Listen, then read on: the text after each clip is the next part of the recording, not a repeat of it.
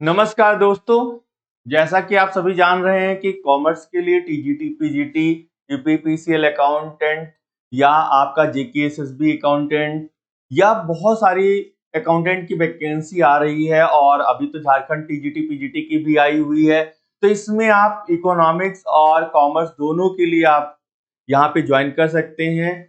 ठीक है, कहाँ पे आप ज्वाइन कर सकते हैं? यूट्यूब पे जाके देख सकते हैं। सर्च बटन में आप डालेंगे टारगेट TARGET टारगेट जीत, बिना स्पेस के आप डालिएगा 15 लिखेंगे। जैसे ये लिख के आप सर्च करेंगे आपको टारगेट जीत के नाम से चैनल जो बना है वो दिखने लगेगा।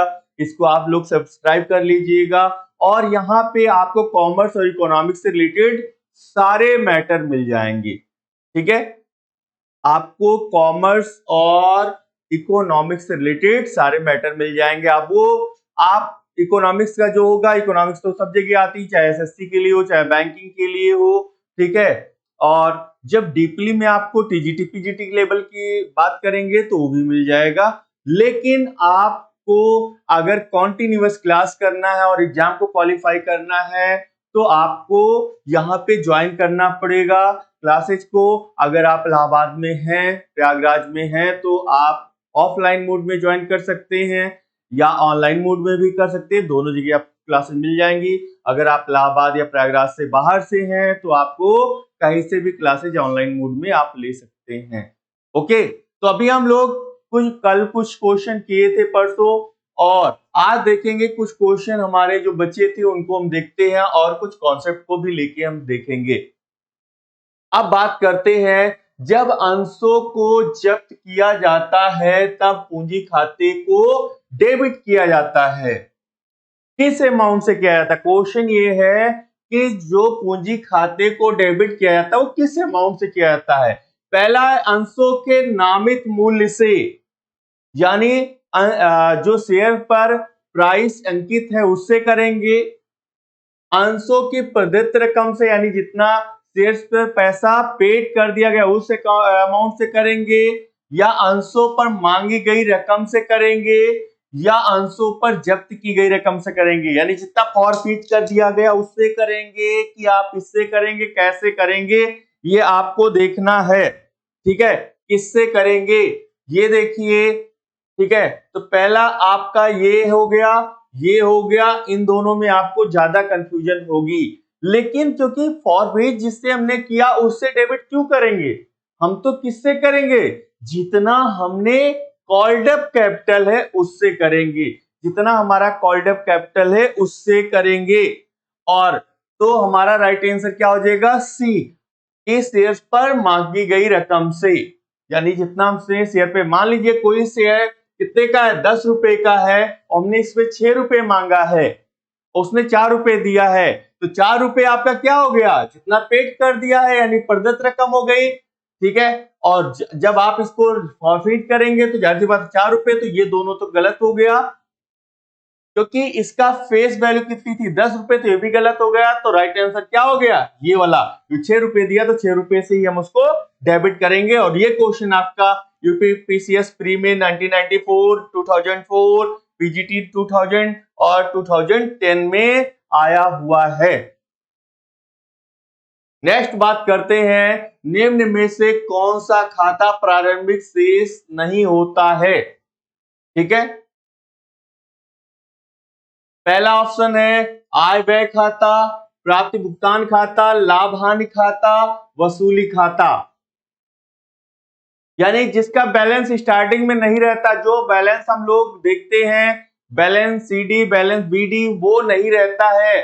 इसका रहता है, देखो, इनकम एक्सपेंसेस पे अकाउंट का रहता है, प्रॉफिट एंड लॉस अकाउंट का भी रहता है, और यहाँ पे वसूली खाते भी रहता है। लेकिन जो एनपीओ, नॉन प्रॉफिट ऑर्गेनाइजेशन रहते हैं, उनका जो प्राप्ति भुगतान खाता है, ठीक है, रिसीप्ट एंड पेमेंट अकाउंट का, उनका कोई ओपनिंग बैलेंस नहीं रहता। तो राइट आंसर क्या हो जाएगा? बी, यानी आपका प्राप्त भुगतान खाता। और ये भी क्वेश्चन आपके टीजीटी 2003 और 2006 में आया हुआ है। ठीक है, तो आप देख पा रहे हैं जो क्वेश्चन का लेवल है वो कितना लो है। बस तैयारी क्या है, थोड़ी सी आपको तैयारी करनी है और ये आपका क्या हो जाएगा, एग्जाम क्वालिफाई हो जाएगा। और एग्जाम आप क्वालिफाई कर लेंगे तो आप कॉन्टिन्यूअस क्या कर सकते हैं। हाँ, हम ये नहीं कह रहे हैं आपका सिलेक्शन होगा, एग्जाम क्वालिफाई होगा आपका। भाई साहब, जिस दिन एक एग्जाम क्वालिफाई हो जाता है आपका कॉन्फिडेंस लेवल यहाँ हो जाता है, और जब इस पे कॉन्फिडेंस लेवल होगा, आपका कॉन्फिडेंस लेवल बड़ा होगा, जाहिर सी बात है जिस एग्जाम में बैठेंगे वही क्वालिफाई होगा। आपने कभी सुना होगा आपके फ्रेंड का एक एग्जाम में हुआ तो उसके सारे एग्जाम क्वालिफाई होते चले गए, ये किस बात की, आपका क्या अलग से नॉलेज आ गया? नहीं, नॉलेज तो था आप में पहले से ही, बस उन चीजों में आप लग के नहीं कर पा रहे थे, कॉन्फिडेंस की कमी थी। और जब एक एग्जाम आपका क्वालिफाई हो जाता है, आपको लगता है मुझे तो अब नौकरी मिल ही जाएगी, अब तो ये एग्जाम मेरा क्वालिफाई हो जाएगा, और 100% वो आपका काम करना स्टार्ट करता है। इसलिए आप कॉन्टिन्यूअस जुड़ते रहिए, भले आप एक ही घंटे पढ़िए, लेकिन वो लगातार होना चाहिए। ये नहीं होना चाहिए कि एक दिन दो दिन पढ़ लिया इसके बाद आप नहीं पढ़ेंगे या बाद में पढ़ेंगे। ओके,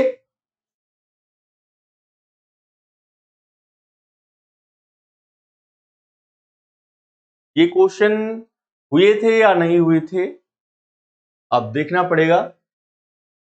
ये क्वेश्चन भी हम दोबारा से देख लेते हैं, हुए होंगे तो ठीक है, अच्छी बात है, नहीं हुए होंगे तो भी हम देख लेते हैं। आय तथा व्यय खाता प्रकट करता है, इनकम एंड एक्सपेंस अकाउंट क्या शो करता है?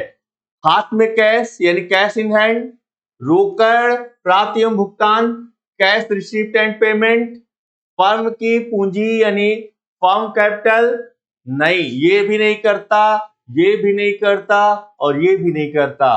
क्या करता है? अधिक अथवा बाकी, यानी क्या आपकी कितनी अधिकता है यानी सरप्लस है या आपकी कमी है, ठीक है, इस बात को शो करता है। तो आपका राइट आंसर क्या हो जाएगा? सी। अब इन सभी क्वेश्चनों के लिए आपके पास क्या होना चाहिए? आपके पास कॉन्सेप्ट क्लियर होना चाहिए, तभी आप कर पाओगे, नहीं तो नहीं कर पाओगे। ओके, हमेशा देखिए जब आप टीजीटी पीजीटी में बैठेंगे तो वहां पे आपका कुछ क्वेश्चन, कुछ क्या, लगभग लगभग मोस्टली क्वेश्चन जो होंगे वो अकाउंटेंसी से होंगे, आपके 15 से 20 क्वेश्चन होंगे इकोनॉमिक्स के होंगे, और आपके ऐसे ही 10-12 क्वेश्चन आपके स्टेट से होंगे, एक आध दो क्वेश्चन है जो आपके इधर उधर से या करंट सिनेरियो जो चल रहा है उससे हो सकता है। कहा जाता है कि टीजीटी पीजीटी में आपके करंट नहीं आते, लेकिन नहीं, एक आध दो को तीन क्वेश्चन तो हो ही जाते हैं जो हमारे इकोनॉमी से ही रिलेटेड होते हैं, ऐसे क्वेश्चन आ जाते हैं। ठीक है, जैसे कि कई बार क्वेश्चन आता है और इसको हमने आपको बहुत पहले भी पढ़ाया था, ठीक है, बताया भी था कि एनपीए जो है आपका बैड डेब्ट जो हो जाता है, जो पैसा डूब जाता है, फ्यूचर में कभी रिकवर हो गया तो इसे क्या माना जाए? ये क्वेश्चन मोस्टली रिपीटेड क्वेश्चन है। मान लीजिए कोई बैंक या कंपनी ने किसी को लोन दिया और वो पैसा डूब गया, फ्यूचर में कभी वापस आ गया, तो इसे हम क्या ट्रीट करेंगे? प्रॉफिट, लॉस, बैड डेब्ट रिकवरी या नन ऑफ दीज? आंसर दीजिए आप सभी लोग, इसको क्या ट्रीट करेंगे? बैड डेब्ट रिकवरी। जैसे ही बैड डेब्ट रिकवरी पे आप करोगे ठीक वैसे ही ये क्वेश्चन आपका क्या हो जाएगा? गलत। क्या हो जाएगा? गलत। और इसका सही आंसर क्या है? प्रॉफिट। क्या है? प्रॉफिट। क्यों प्रॉफिट क्यों हम बोलेंगे? क्योंकि मान लीजिए आपके पापा ने, एग्जांपल हमने आपको दिया था, आपके पापा ने पैसा दिया और आपने अपने फ्रेंड को दे दिया, कहीं गिर गया, तो आपने क्या बताया? पापा को बताया, पापा ने कहा चलो ठीक है, हो गया, जाने दो, हो गया, कोई बात नहीं। उन्होंने क्या कर दिया? यहाँ पे आपका डेबिट हुआ, पापा ने यहाँ से क्रेडिट कर दिया, आपका बैलेंस बराबर। आपको पापा ने दिया था, पापा को वापस करना नहीं, उन्होंने मना कर दिया, ठीक है, हो गया, अच्छी बात है। अब कभी 5 साल बाद आपका फ्रेंड ने आपको जो दिया था, आप जो पैसा खोया था आ गया, तो क्या पापा को बताओगे? कि पापा को बताओगे, पापा मारेंगे भी और पैसा भी ले लेंगे। तो इससे अच्छा 5 साल बाद पहले जाके रिपीटेड एंट्री करना अच्छी बात नहीं है, हो भी नहीं है, पॉसिबल नहीं भी हो सकता है, ठीक है, संभव नहीं है। ऐसे में ये पैसा आप अपना प्रॉफिट मानो और पार्टी कर लो। तो वैसे ही सेम वही कहानी बैंक और कंपनी के साथ है, पैसा जो डूबा है वो पैसा वापस आ गया, ठीक है, तो इसे हम क्या ट्रीट करेंगे? प्रॉफिट। उसे हम बैड डेट रिकवरी नहीं ट्रीट करेंगे। ओके, ठीक है, तो ये आपका मोस्ट रिपीटेड क्वेश्चन है, तो इस सबको आप याद रखिएगा।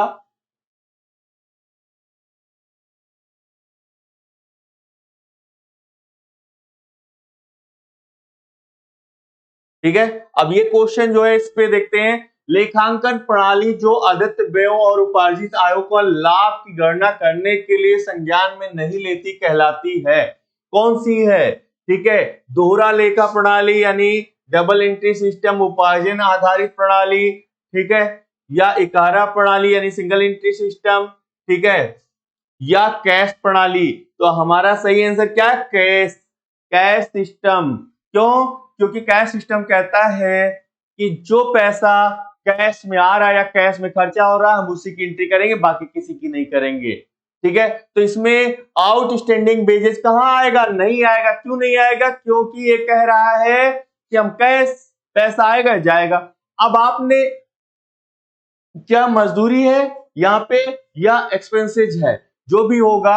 अब अगर आपने कोई चीज दुकान से खरीद ली, पैसा नहीं दिए, तो एंट्री करेगा नहीं, जबकि आपकी लायबिलिटी क्या हो गई? मान लीजिए 100 रुपए आपने दुकान से सुबह सामान ले आए, बोले बाद में देंगे, क्या आपको 100 रुपए नहीं देना? देना तो पड़ेगा, लेकिन एंट्री नहीं कर सकते क्योंकि कैश दिया नहीं। तो ये रोकड़ सिस्टम जो है आपका कैश सिस्टम, ये कहता है जब पैसा देंगे तभी एंट्री करेंगे, नहीं करेंगे।